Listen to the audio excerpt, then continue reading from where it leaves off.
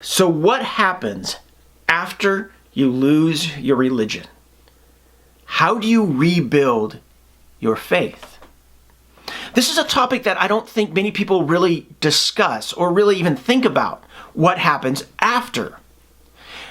You see it all the time, right? You see prominent pastors, authors, and the last example that I can think of is a YouTube duo called Wright and Link, and it was pretty public that they were like, yeah, we don't want to be evangelicals anymore because we see how horrible they actually act. But nobody follows up. Like, what happens after they leave their religion?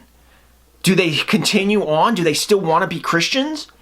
Or is it sort of like this nebulous kind of thing where it's like, oh, well, they're going to do their thing? And this is the thing that I want to figure out. I want to talk about how do you regain your faith and what some of the things that I'm doing in order to actually regain that foundation, that love and that foundation, what it means to actually be and live a Christian life as a follower of Jesus Christ. So what I've been doing, I'm going to start with the Gospels and with Jesus Christ as my foundation. I do this by taking what Jesus said seriously. Now, this isn't something that is easy because a lot of the preconceived constructs and the ideas that I used to have about what it means to be a follower of Jesus Christ are still in my head. So it's rather difficult for me to actually try to take Jesus seriously because a lot of times when I see something that Jesus said, those preconceived ideas just come into my head and it's like they just push out any other ideas.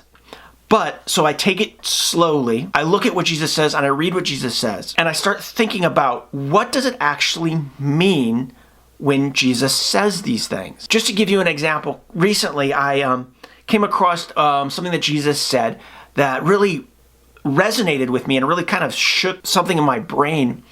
Jesus in the Gospels talks about hating money. He does it in a way that's like you either hate money or love me and hate money. And since I want to love Jesus, I have to hate money. But the thing is, how do you do it? Right? In today's society, I need money. I need to have money in order to actually put a roof over my head, to put food in my belly, right? I need a car, so I have to have money to, get insurance, have gas money to go to work, etc., etc., etc.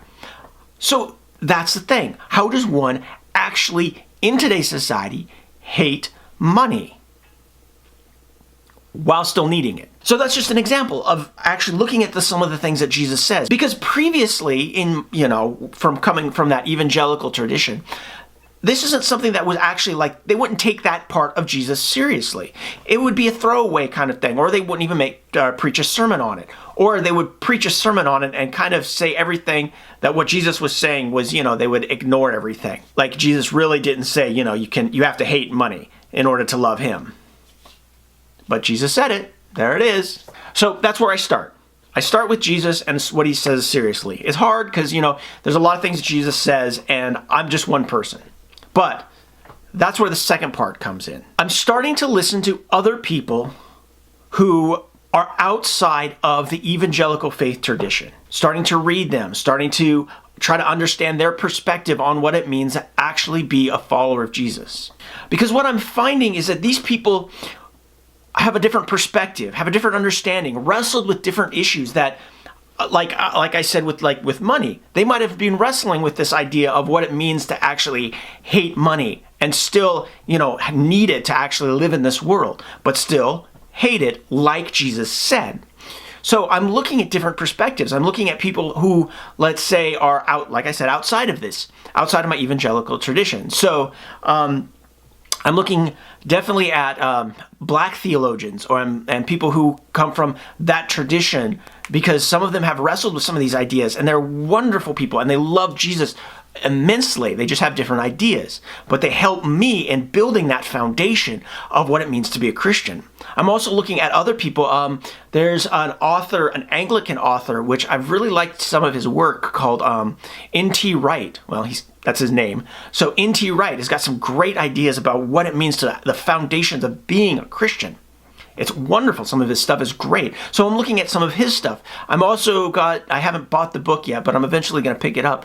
But what does it mean? Look at some of the LGBTQ perspectives on what it means to actually have compassion and love, and looking at what it means to be a follower of Jesus Christ. Now, some of the difficulties that I'm finding when it comes to some of this stuff, I'm just one person, right? So I don't have tons of time to read. I have trouble reading.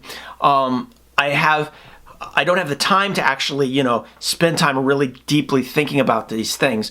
So this is taking time. It's a good thing to even just slowly develop these ideas, slowly build a foundation, slowly understand what does it mean to actually love your neighbor as yourself, have compassion on the poor. A lot of these things were never fully developed in the faith tradition that I grew up in. But what I'm finding is faith and a faith in Jesus Christ is actually worth it. It's one of those things that while everybody has just kind of abandoned, these people who have left the faith, have walked away from religion, I'm finding that walking away is good because you walk away from unhealthy, toxic ideas. But building it is even better. It's hard work. It's a struggle because nobody's really there with you to build your faith with you. However, it's still, even though it's hard work, it's still good in the long term. Thank you for watching. Have a wonderful day, and God bless.